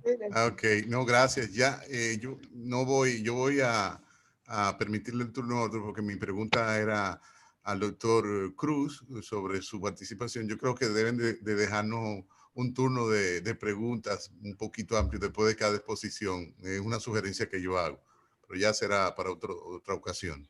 Okay. Entonces le damos el paso a Berenice Batista. Berenice, abre tu micrófono. No, en la medida que fueron ampliando la charla, se aclararon las dudas.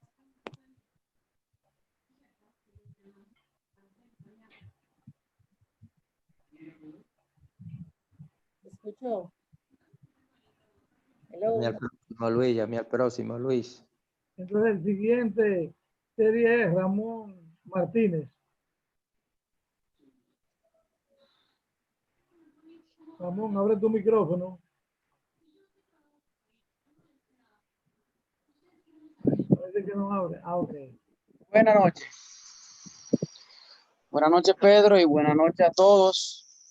Desde Gurabo, tratando de unificar lo que es el país a nivel de lo que es organizaciones comunitarias.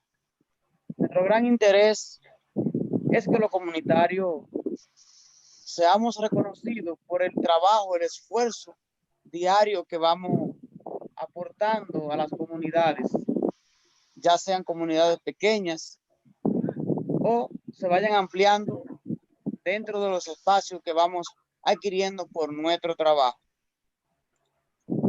Recuerdo en el año 2000, cuando iniciábamos mi primer paso, que fue vicepresidente de la Junta de Vecinos de mi comunidad, que yo mismo me sentía como algo extraño que fuera escogido para esta labor.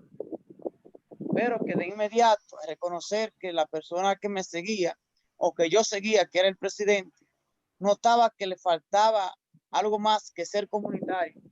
Me apoderé, siendo vicepresidente, del trabajo de la comunidad.